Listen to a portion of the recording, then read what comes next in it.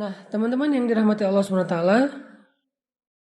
kalau kita ngomongin tentang hijrah yang memang bertepatan dengan apa yang sedang kita alami sekarang, sebagian besar dari kita ini mungkin baru berhijrah. Ada yang hijrah status. Hijrah status itu dari pacaran jadi nggak pacaran. Ada yang hijrah pekerjaan, dari yang riba meninggalkan riba. Ada yang hijrah penampilan, dari yang nggak berhijab sekarang sudah berhijab, Masya Allah.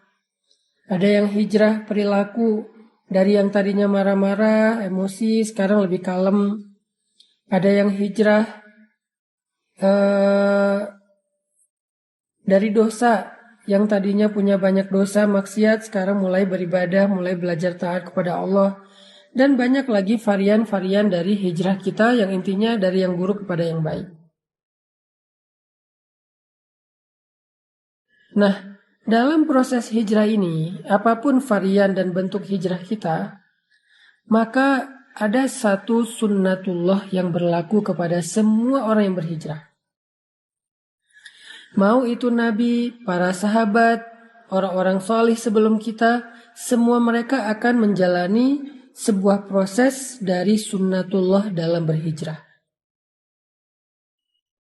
Mau dia hijrah dari pekerjaan riba, mau dia hijrah dari ninggalin pacaran, mau dia hijrah dari membuka aurat jadi pakai hijab, apapun bentuk hijrahnya, semuanya akan mengalami sebuah fase, mengalami sebuah proses yang sudah Allah jadikan sebagai sunnatullah dalam berhijrah.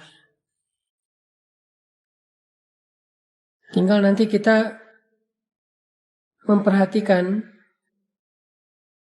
bentuk dari sunnatullah itu dalam proses hijrah kita apa. Semuanya ngalamin. Para ulama mengatakan dalam hijrah itu ada dua fase yang akan dialami oleh semua orang yang melakukan proses hijrah. Ada dua fase yang ada di dalam sunnatullah yang saya sebutkan tadi. Jadi semua orang yang berhijrah pasti akan mengalami dua fase, dua tahapan, dua adegan besar dalam proses hijrahnya. Fase yang pertama kata ulama adalah fase ibtila. Fase ibtila. Dan fase yang kedua adalah fase tamkin.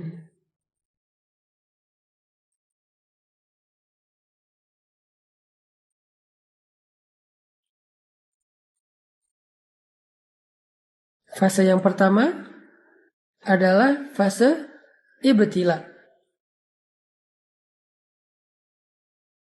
Sedangkan fase yang kedua adalah fase tamkin. Apa itu fase ibtila? Ibtila itu dari kata bala, yang kemudian menjadi bahasa Indonesia bala. Artinya ujian. Jadi semua orang yang melakukan hijrah, baik dia hijrah dari yang buruk kepada yang baik, maupun bahkan hijrah dari non-muslim menjadi muslim, converting to Islam.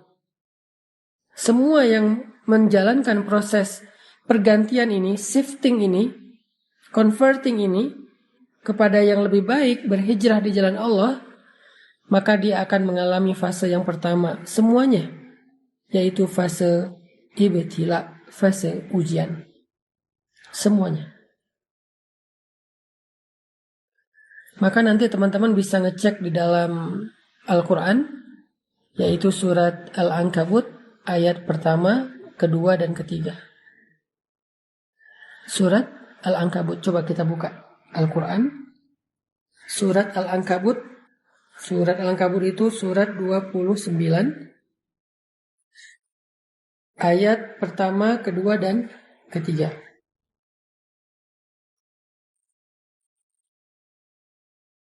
Coba teman-teman perhatikan apa firman Allah di dalam Surat Al-Ankabut ayat 1-3.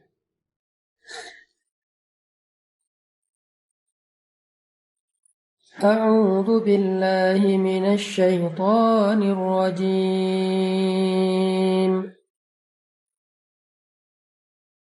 Bismillahirrahmanirrahim. Alif Lam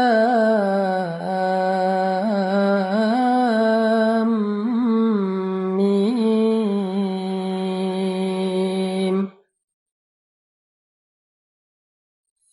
Ahasiban nasu an yutraku an yaqulu amanna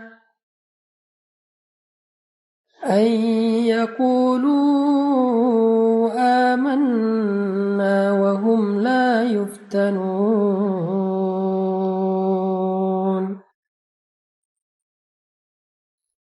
ولقد فتنا الذين من قبلهم فليعلمن الله الذين صدقوا وَلَيَعْلَمَنَّ الْكَاذِبِينَ.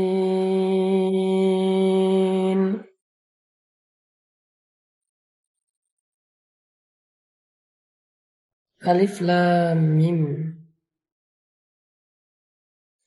Apakah manusia mengira akan dibiarkan saja dia berkata kami telah beriman, sedangkan mereka tidak lagi diuji?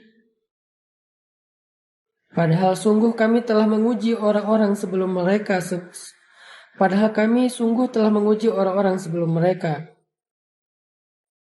Maka Allah akan tahu siapa orang-orang yang jujur dan siapa orang-orang yang pendusta. Shadaqallahul adzim. Ini adalah janji Allah kepada setiap orang yang berhijrah. Orang yang mengatakan saya pengen berubah. Orang yang mengatakan saya pengen beriman. Orang yang mengatakan saya pengen bertaubat. Orang yang mengatakan saya pengen ninggalin riba. Orang yang mengatakan saya pengen ninggalin pacaran. Orang yang mengatakan saya pengen ninggalin masa lalu yang penuh dengan dosa. Lalu Allah mengatakan, hasiban nasu ayyutraku ayyakulu amanna wahum la yuftanun. Apakah mereka manusia mengira akan dibiarin aja mengatakan hal-hal itu? Mengatakan beriman, mengatakan pengen taubat, mengatakan pengen hijrah, mengatakan pengen memperbaiki diri, mengatakan pengen masuk Islam, mengatakan pengen meninggalkan riba, meninggalkan pacaran, berhijab, akan dibiarkan aja ngomong kayak gitu? Sedangkan mereka tidak diuji? Ini pertanyaan dari Allah dalam bentuk Ini pernyataan dari Allah dalam bentuk pertanyaan. Jadi Allah menyampaikan sebuah berita, bentuknya pertanyaan. Kayak sindiran gitu. Seolah-olah Allah pengen ngasih tahu, emang kalian pikir dengan udah berhijrah, udah selesai. Allah gak akan nguji lagi. Harus ada fase ujian yang dilewati. Namanya fase ibtila. Dan ternyata itu bukan hanya kita alami sendiri, tetapi orang sebelum kita pun mengalami hal yang sama, padahal mereka lebih baik dan lebih soleh daripada kita.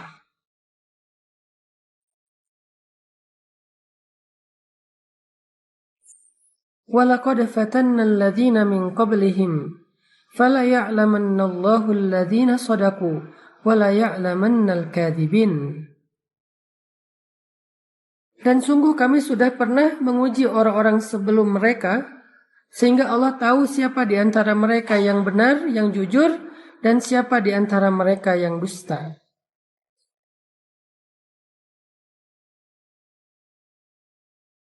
Bilal bin Rabah, ketika beliau masuk Islam, Allah mengujinya, ketahuan lagi sholat oleh tuannya, sehingga akhirnya beliau disiksa oleh Umayyah bin Khalaf dengan penyiksaan yang luar biasa.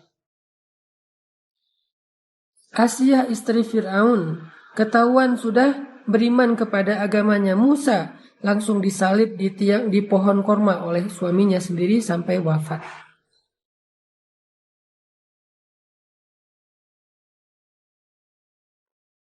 Begitu juga dengan sahabat-sahabat yang lain, orang-orang soleh yang lain, para anbiya.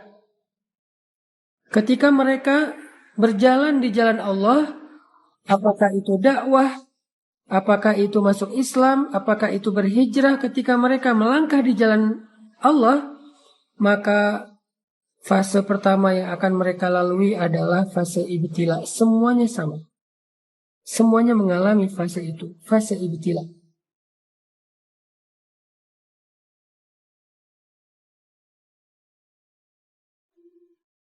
Semuanya mengalami itu. Cuman varian dan bentuk dari ibtila dan ujian itu yang beda-beda antara satu dengan yang lain, teman-teman. Jadi kita nggak sendiri. Orang yang lebih soleh dari kita pun mengalami. Kalau kita protes bilang, ya Allah kenapa saya? Enggak, bukan kita doang. Kita mungkin kegeeran kalau kita bilang, kenapa saya?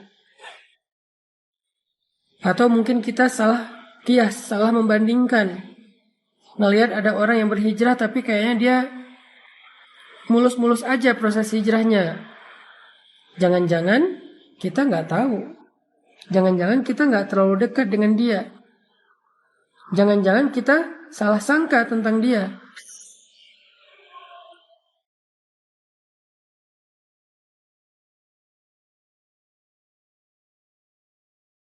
Semua, kata Allah. Semua orang yang berhijrah, semua orang yang melangkah di jalan Allah, pasti akan diuji dengan ujian-ujian. Ibtila. Lalu Allah menggambarkan 3 jenis ujian di dalam Al-Quran surat Al-Baqarah. Supaya kita bisa merenungkan mana dari 3 jenis ujian ini yang kita alami. Allah mengatakan di dalam surat Al-Baqarah, Am hasibtum an tadkhulul jannah walamma ya'tikum mathalul ladzina khalau min qablikum. Apakah kalian mengira, sama dengan surat Al-Ankabut, apakah manusia mengira? Kalau sekarang apakah kalian mengira? Apakah kalian mengira bahwa kalian akan begitu saja masuk ke dalam surga, sedangkan belum datang kepada kalian ujian-ujian yang pernah dialami oleh orang sebelum kalian? Jadi kalau tadi, apakah manusia mengira akan dibiarkan saja mengatakan beriman padahal belum diuji? Kalau sekarang, apakah kalian mengira akan masuk surga begitu aja padahal kalian belum diuji? Walamma ya'tikum mathalul ladzina khalau min qablikum. Padahal belum datang kepada kalian ujian-ujian yang pernah datang kepada orang sebelum kalian. Sama maksud dari ayatnya.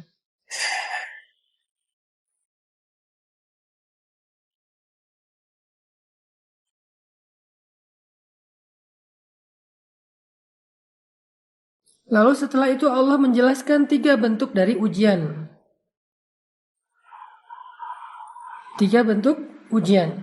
Ujian yang pertama kata Allah, Massathumul ba'sa. Mereka diberikan ujian fisik. Wad-dharra. Mereka diberikan ujian harta.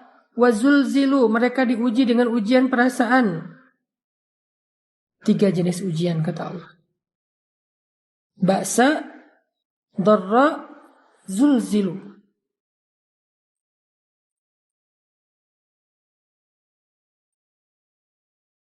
Ada ujian fisik, ada ujian harta, ada ujian perasaan. Tergantung dengan orangnya, kondisinya, bentuk hijrahnya. Kalau tadi kita membaca mbaknya sedang diuji dengan ujian harta. Yang ketika dia meninggalkan pekerjaan yang ada ribanya, maka kemudian dia tidak mendapatkan pekerjaan lain sehingga dia sekarang mengalami kesulitan secara finansial. Ini ujian dharra, ujian harta.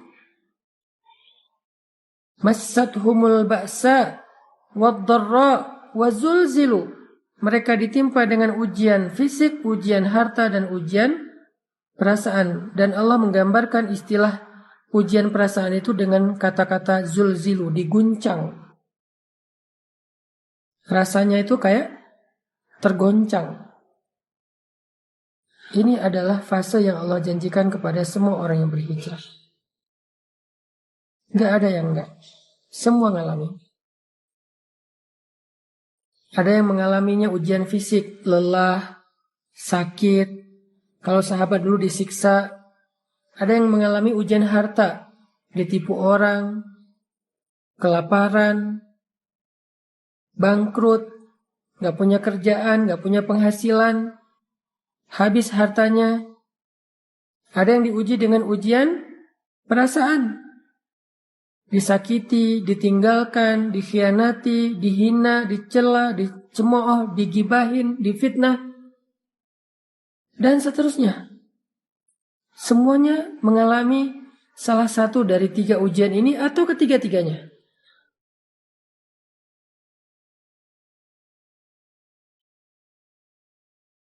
Saking beratnya ujian yang dialami oleh Nabi dan para sahabat,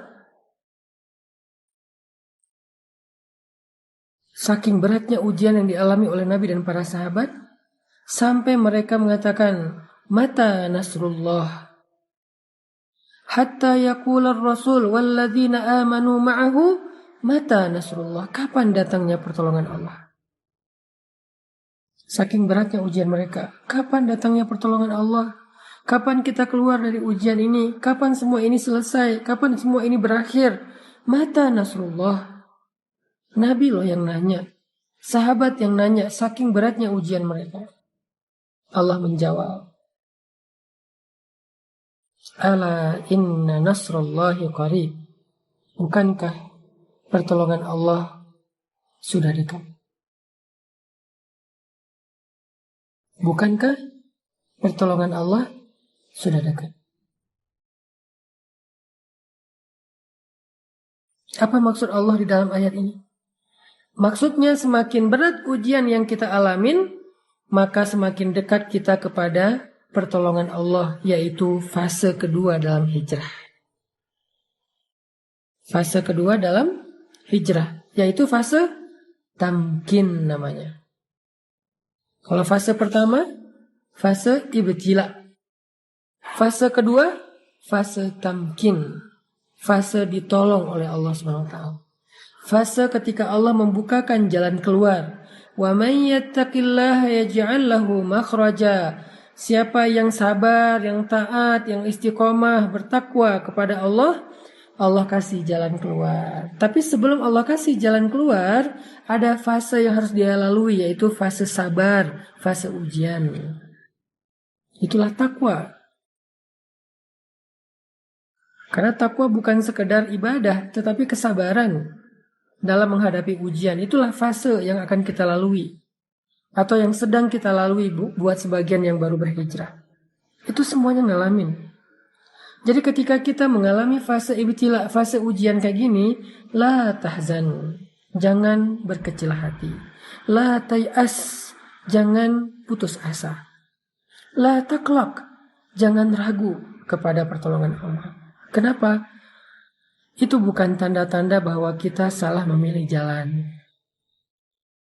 Kepada Mbak yang tadi bertanya, setelah meninggalkan pekerjaan riba, jadi nggak punya penghasilan, apalagi dengan pandemi seperti sekarang susah banget untuk mencari pekerjaan, maka ujian ini bukan tanda-tanda kalau Mbak salah memilih jalan atau pilihan hidup. Enggak. Buat yang memutuskan pacarnya udah nggak mau pacaran, tiba-tiba pacarnya jadian sama yang lain atau malah menikah dan bahagia, sementara kita belum dapat jodoh sampai sekarang, itu bukan pertanda kalau antum atau kalian salah memilih jalan. Enggak. Karena jalan yang kita tempuh sebelumnya itu jalan yang salah.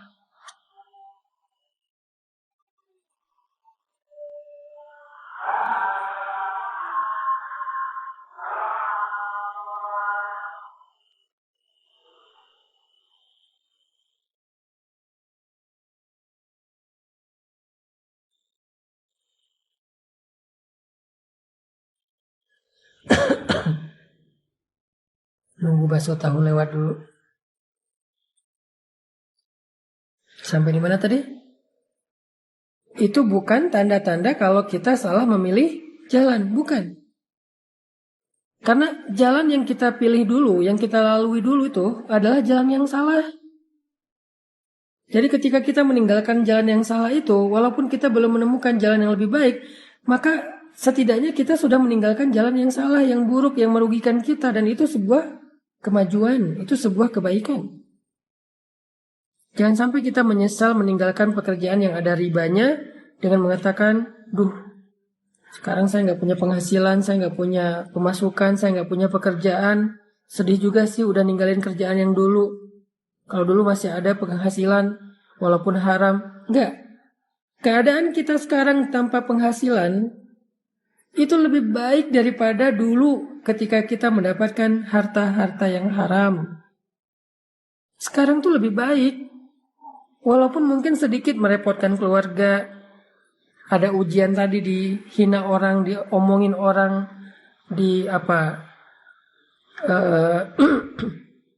dikritik orang, dicela orang, ujian perasaan kan? Tapi sekarang lebih baik daripada tadi. Kenapa? Mana ada ceritanya dosa itu lebih baik daripada ketika kita menempuh jalan Allah dengan segala resikonya. Enggak. Mbak yang udah kehilangan pekerjaan tetapi hartanya riba, sekarang gak punya pekerjaan tetapi hartanya berkah, sekarang jauh lebih baik. Hanya mungkin sekarang sedang mengalami fase ibtila, fase diuji. Dan fase ujian itu akan naik terus tingkatannya.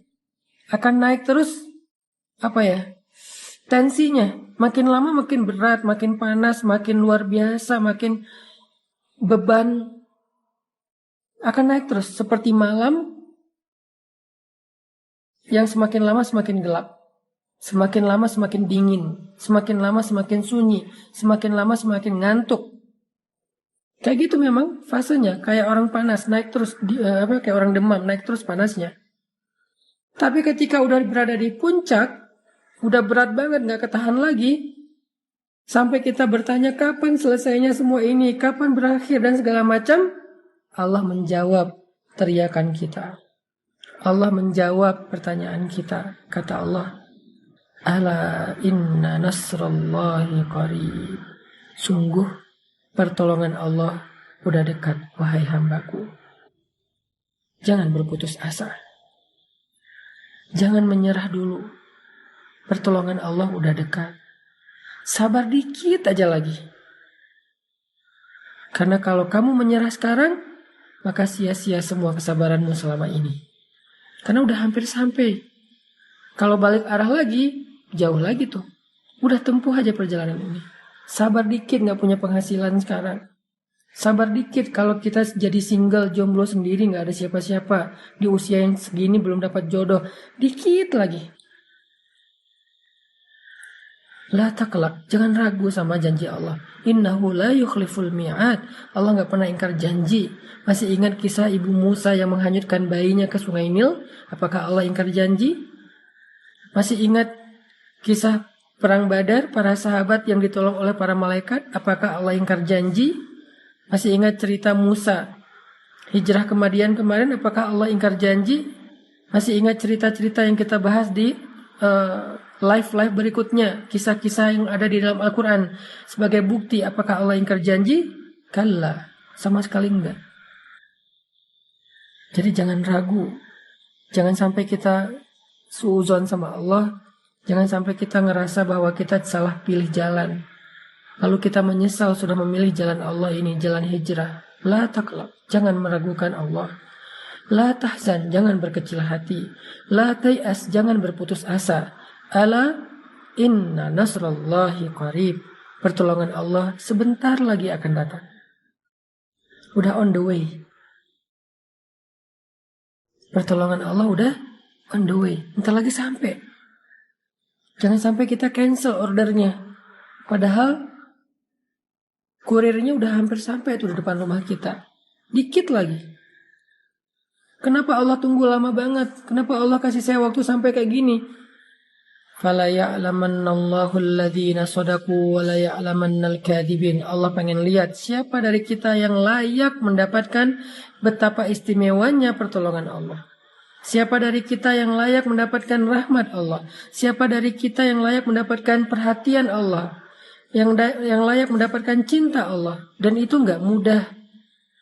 Cinta Allah itu terlalu istimewa. Cinta makhluk aja kita berjuang, masa cinta Allah dapatnya gratisan?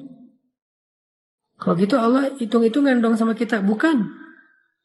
Allah pengen mengajarkan kita tentang sabar. Allah pengen mendewasakan kita. Allah pengen melatih kebijaksanaan kita. Seandainya Allah berikan surga itu secara gratis tanpa beramal, maka nggak akan ada bedanya antara orang yang baik dengan orang yang jahat. Berarti Allah nggak adil dong, memperlakukan sama antara orang yang baik dengan orang yang jahat. Orang menyakiti orang lain tetap masuk surga, pembunuh tetap masuk surga, yang mengambil hak orang lain tetap masuk surga, yang zalim, yang kejam tetap masuk surga. Kan nggak adil. Kebaikan Allah itu adalah ketika Allah bersikap adil kepada hambanya. Tetapi Allah selalu membuka pintu maaf, taubat dan ampunan bagi mereka yang mau memperbaiki diri. Sebanyak apapun dosanya, fala ubali, kata Allah, aku gak peduli. Kita harus memahami Allah itu secara utuh, gak boleh parsial. Jadi jangan putus asa, jangan berhenti berharap, jangan berhenti bersabar, jangan U-turn dulu. Pertolongan Allah itu dikit lagi sampai, udah on the way, OTW udah.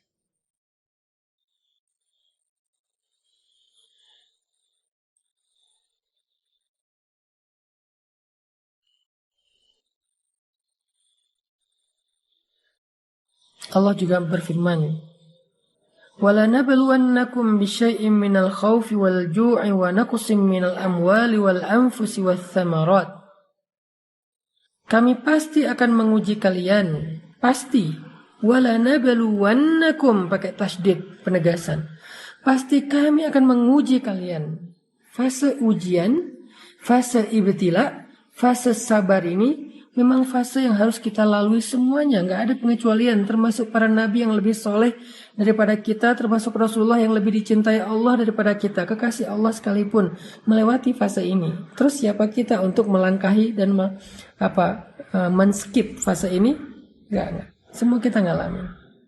Nabi Muhammad aja yang lebih keren daripada kita ngalamin ujian yang berat.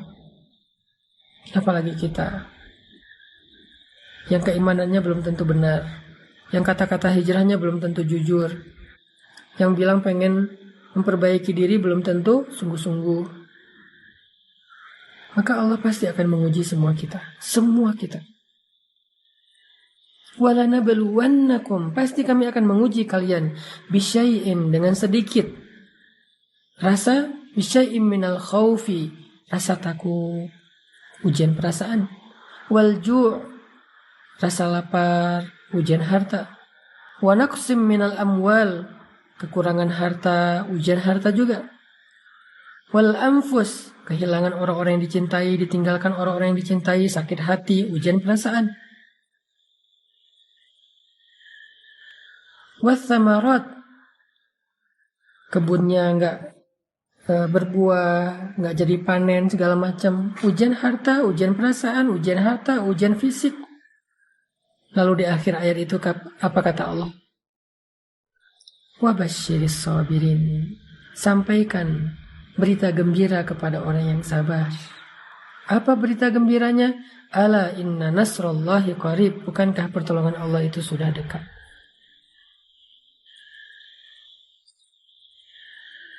Tetap harus melewati fase sabar, fase ujian.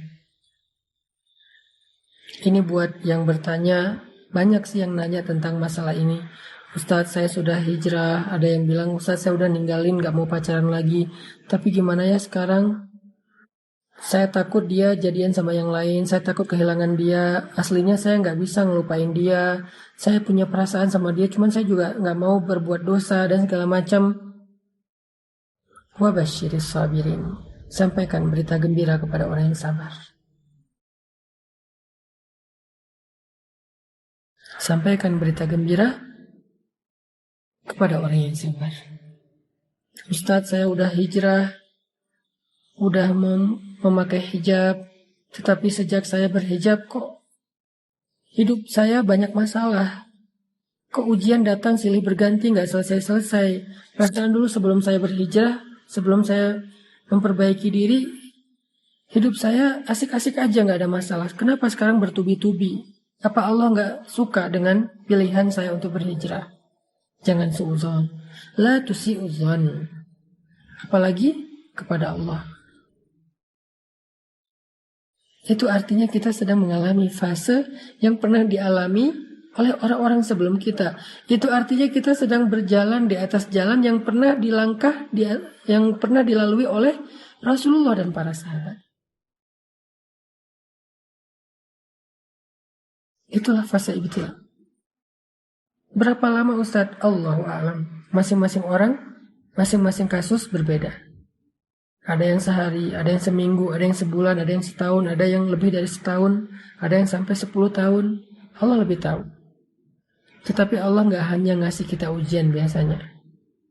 Cuman yang kita lihat, yang kita record, yang kita notice itu kan cuman ujiannya. Padahal nikmatnya Allah kasih itu banyak banget.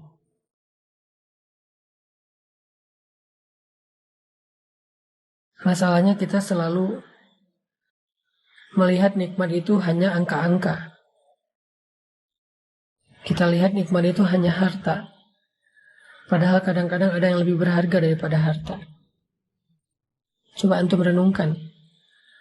Kalau disuruh pilih. Antum punya uang 1 miliar. Lalu pulang ke rumah.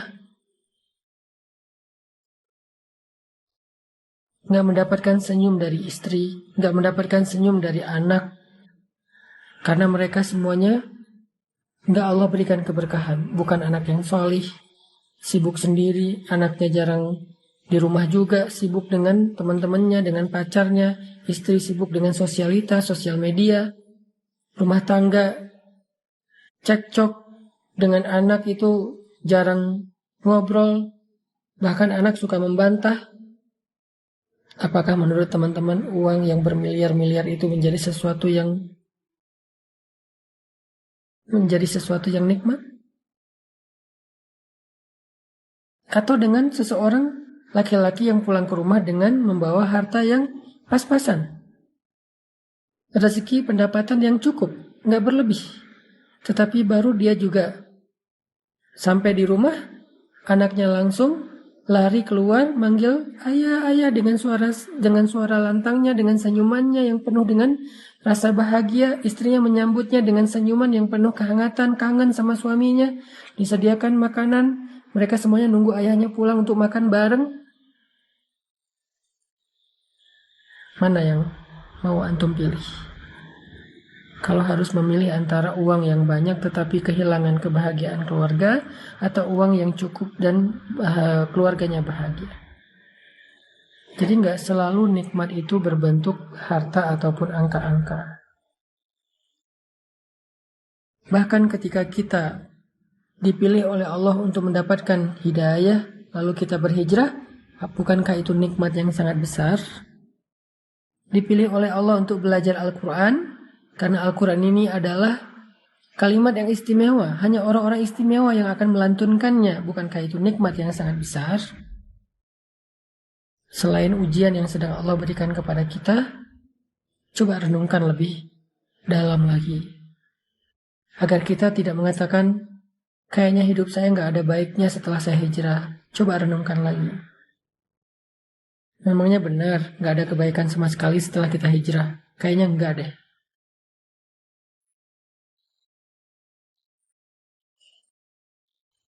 Makanya teman-teman yang dirahmati Allah SWT, fase pertama yang akan kita lalui dalam proses hijrah itu adalah fase ibtila. Semua orang alami. Lalu kalau kita sabar, kalau kita bertawakal, berserah kepada Allah, kalau kita bertahan dan tidak berputus asa, kalau kita berbaik sangka bahwa Allah nggak ninggalin kita, kalau kita ridho dengan semua ketentuan Allah setelah kita memilih pilihan hijrah, maka kita akan sampai kepada fase kedua, yaitu fase tamkin, fase nasr, pertolongan dan kemudahan dari Allah Subhanahu wa Ta'ala.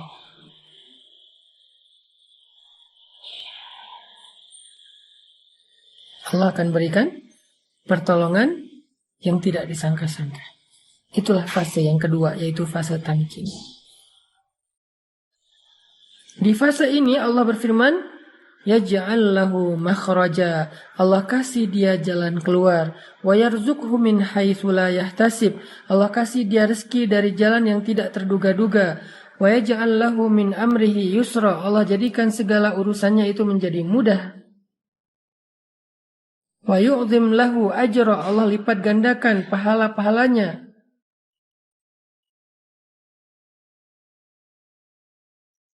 Fase tamkin, fase ketika Allah menolongnya. Fase ketika Allah SWT memberikan kejutan untuk dia. Tunggu deh, Allah tuh gak pernah ingkar janji loh. Allah itu gak pernah ingkar janji, jadi tunggu deh. Pasti kita akan mendapatkan kejutan dari Allah, itu pasti. Yang perlu kita kuatkan sekarang adalah kesabaran kita. Bukan mempertanyakan ada nggak apa yang Allah janjikan. Itu udah nggak perlu dipertanyain. Karena Allah nggak pernah ingkar janji. Dan Allah Maha Kuasa untuk menunaikan janjinya. Nggak ada yang bisa menghalanginya. Kalau kita kadang-kadang walaupun kita baik, bisa aja ingkar janji gara-gara emang nggak bisa menunaikannya. Ada masalah, ada halangan. Kalau Allah nggak ada halangan. Iyuridu syai'an in arada syai'an ayyakula lahu kun fayakun. Kalau Allah pengen sesuatu, Allah cuma bilang jadilah, jadi tuh. Jadi kita nggak perlu mempertanyakan apakah janji itu ada, apakah kejutan itu ada. Itu bukan bagian kita. Justru itu yang melemahkan kita. Nggak usah ditanyain. Yang perlu kita siapin, yang perlu kita kuatkan itu adalah kesabaran kita sekarang dalam fase ibtila. Kesabaran kita untuk menunggu janji Allah. Ala inna nasrullahi qarib. Bukankah pertolongan Allah udah dekat? Kita kuatkan aja dulu kesabaran kita. Tunggu aja. Pasti Allah akan tunaikan janjinya. Pasti Allah akan kasih kita kejutan yang bikin kita senyum-senyum sendiri nanti. Ana inda dhanni abdi bi, kata Allah. Aku tergantung prasangka hambaku kepadaku. Jangan sampai kita terbersih pikiran dan prasangka yang gak baik tentang Allah, yang nanti akan merugikan diri kita sendiri. Karena Allah tergantung prasangka kita. Yakin aja, tunggu deh. Jika kita tetap menjaga prasangka baik kepada Allah, kita sabar, tabah, nunggu, gak berhenti, berikhtiar, gak berputus asa, kita akan sampai kepada fase tamkin. Kita akan tersenyum ketika mendapatkan kejutan dan pertolongan Allah yang luar biasa. Itu yang dialami oleh Bilal bin Rabah. Dia masuk Islam, lalu dia ketahuan sama tuannya, lalu dia diuji dengan disiksa oleh Umayyah bin Khalaf. Siksaan yang hampir membuat dia meninggal dunia. Saking beratnya siksaan tersebut, ditindih batu yang besar, yang mungkin lebih berat daripada orang, ditindih di dadanya, hampir aja tulang rusuknya patah, dijemur di bawah terik matahari yang panasnya lebih dari 50 derajat, dicambuk, disiram dengan air panas, dibakar, dikulitin, dibeset-beset, dan segala macam bentuk penyiksaan yang luar biasa. Bilal hanya bilang ahadun ahad, ahadun ahad. Dari yang tadinya dia mengatakan ahadun ahad dengan suara lantang sampai hanya bisa berbisik ahadun ahad. Saking beratnya ujian Bilal. Dia gak berputus asa terhadap ahadun ahad. Kemudian Allah datangkanlah tamkin, pertolongan. Allah utus Abu Bakar As-Siddiq untuk membeli Bilal. Lalu setelah dibeli oleh Abu Bakar, Bilal berpikir, dia akan menjadi budaknya Abu Bakar. Dan dia ridho menjadi budak Abu Bakar karena menjadi budak Abu Bakar adalah keberuntungan. Punya tuan sebaik Abu Bakar. Tapi ternyata Allah ngasih dia kejutan. Bukan hanya dibeli oleh Abu Bakar, tapi setelah dibeli saat itu juga Abu Bakar mengumumkan Bilal adalah saudara saya di dunia dan di akhirat. Artinya Bilal bukan budaknya Abu Bakar, tapi saudaranya Abu Bakar. Bilal bukan budaknya Abu Bakar, tapi saudaranya Abu Bakar. Kalimat saudara ini bukan basa-basi. Kalimat saudara ini bagi orang Arab, apalagi bagi para sahabat, itu berarti sebuah janji. Mu'ahadah. Yang kalau ada apa-apa, maka Abu Bakar yang akan membela Bilal. Kalau ada apa-apa, Abu Bakar yang akan menanggung kebutuhan Bilal. Ada apa-apa, Bilal bisa datang ke rumah Abu Bakar kapan saja. Ketuk 24 jam, rumah Abu Bakar itu terbuka untuk Bilal. Keluarga Abu Bakar adalah keluarga Bilal. Anak-anak Abu Bakar adalah ponakannya Bilal. Kejutan dari Allah. Tiba-tiba Bilal, budak dari Habasyah, yang hina, yang gak ada nilainya, menjadi saudara dari seorang laki-laki yang terhormat, kaya raya, mulia akhlaknya di kota Mekah. Sehingga tiba-tiba budak-budak yang lain jadi cemburu kepada Bilal. Aduhai, seandainya aku seperti Bilal. Kejutan dari Allah.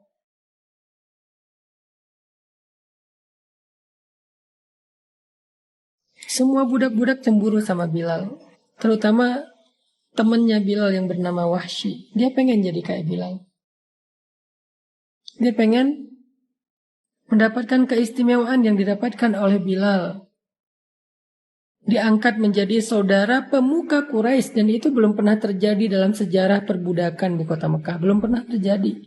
Ada budak diangkat menjadi saudara pemuka Quraisy, itu nggak ada. Menjadi saudara orang biasa aja nggak ada. Apalagi pemuka Quraisy. Terhormat banget. Keesokan harinya, penampilan Bilal udah berubah. Dia udah gak pakai lagi baju budak yang compang-camping, yang kasar. Abu Bakar memberinya baju yang baru. Abu Bakar memberinya baju baru. Abu Bakar memberinya tempat tinggal yang layak di sebelah rumah Abu Bakar. Abu Bakar memberikannya pekerjaan, dan dia bekerja untuk diupah, bukan bekerja sebagai budak. Keesokan harinya, tiba-tiba Bilal jalan di jalan kota Mekah. Dan ketika bertemu dengan Wahsy, temannya yang sesama budak dulu, Wahsy sampai pangling lihat Bilal yang sekarang udah berubah banget. Walaupun tetap baik, tetap humble, tetapi penampilannya udah berubah banget. Orang-orang Mekah yang tadinya memandang Bilal dengan pandangan hina, sekarang kalau berpapasan dengan Bilal, mereka menghormati Bilal. Di pasar, Bilal membeli barang untuk dirinya sendiri, bukan untuk orang lain, bukan untuk tuannya. Bilal bisa membeli barang dengan uangnya sendiri. Dan orang berdagang berjual beli dengan Bilal. Dan puncak dari kejutan yang Allah berikan kepada Bilal adalah ketika Nabi mengatakan, "Wahai Bilal, bima sabaktani ilal jannah." Dengan apa engkau mendahului aku ke surga, wahai Bilal? Dijamin masuk surga. Dijamin masuk surga. Nabi udah mendengar langkah-langkah kaki Bilal di dalam surga, padahal orangnya masih di dunia. Masya Allah. Nabi udah mendengar langkah-langkah kaki Bilal di surga, padahal orangnya masih di dunia. Makanya Nabi dengan candaan tapi serius sambil tersenyum bertanya kepada Bilal, "Bima sabaktani ilal jannah ya Bilal?" Dengan apa engkau mendahului aku, wahai Bilal, ke surga? Seolah-olah Bilal masuk surga duluan daripada Rasulullah. Ini candaan dan penghargaan Nabi kepada Bilal. Allah muliakan Bilal di antara manusia penduduk bumi. Allah muliakan Bilal di antara kaum muslimin sehingga dia dihormati dan dikenang sampai hari ini sebagai muazzin Nabi yang mengajak orang kepada Allah, mengajak orang beribadah sujud kepada Allah. Dia muazzin kesayangan dan khusus di zaman Nabi. Allah muliakan Bilal bahkan di antara penduduk langit. Tamkin, kejutan. Allah gak pernah ingkar janji. Tapi sebelum sampai kepada kejutan-kejutan yang luar biasa ini, Bilal harus melewati ujian yang sangat berat. Fase ibtila yang luar biasa yang hampir membuatnya terbunuh. Ketika diuji, semua orang kasihan sama dia. Semua orang berpikir dan khawatir dia akan mati dengan ujian ini. Sampai Wahsy berkali-kali bilang kepada Bilal, Bilal udahlah nyerah aja. Bilal udahlah, lakukan aja apa yang diinginkan Tuanmu supaya engkau tidak disiksa lagi. Aku gak kuat ngelihat kamu setiap hari disiksa dari pagi sampai malam. Tapi Bilal bertahan dengan ahadun ahadnya. Dan setelah ujian itu Bilal mendapatkan pertolongan dan kejutan Allah, barulah orang mengatakan, aduhai seandainya saya menjadi seperti Bilal. Jadi teman-teman yang berhijrah, termasuk saya, kita semuanya kan dalam proses berhijrah kepada Allah Subhanahu wa taala. Semua kita punya masa lalu.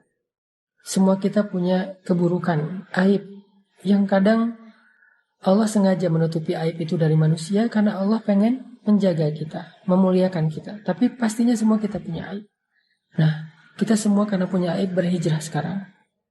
Dalam proses hijrah ini, kalau kita mendapatkan ujian, sekarang kita jadi tahu, oh emang ini sunnatullahnya.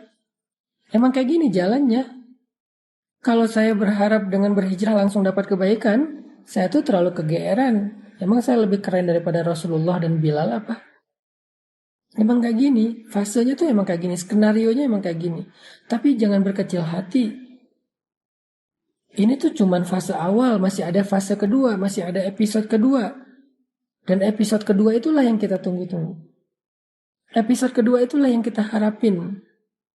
Dan itu pasti. Selama kita sabar. Wabasyiris sabirin. Sampaikan berita gembira kepada orang yang sabar. Sampaikan. Apa aja berita gembira kalau kita sabar? Tadi saya sampaikan tuh tentang Bilal. Itulah berita gembira.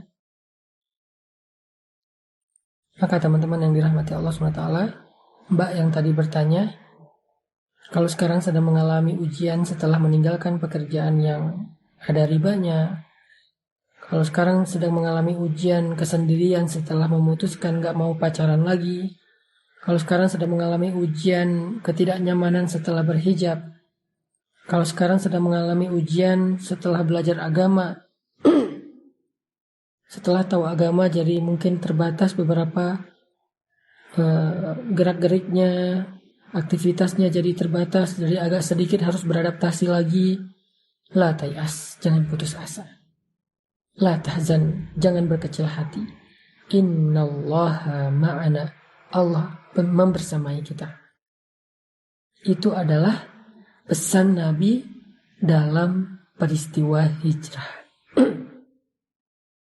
Apa pesan Nabi dalam peristiwa hijrah? Yang paling fenomenal dan legend banget. La tahzan, innallaha ma'ana. Itulah pesan hijrah. Jangan sedih. Allah bersama kita. Kenapa Nabi berpesan demikian? Karena Nabi tahu hijrah itu gak mudah. Karena Nabi tahu hijrah itu prosesnya berat. Karena Nabi tahu hijrah itu pasti awalnya ada ujian. Maka Nabi mengatakan sebagai bekal bagi semua yang mau berhijrah, mengikuti langkah dan jalannya Nabi, la tahzan, innallaha ma'ana. Jangan berkecil hati. Jangan bersedih. Jangan berputus asa. Jangan khawatir. Jangan ragu. Allah bersama dengan kita. Itu aja yang jadi modal kita dalam proses hijrah. Pegang kata-kata Nabi itu. La tahzan innallaha ma'ana. Pegang kata-kata Allah. Wabasyiris sabirin. Agar kita bisa melalui fase ibtila kita.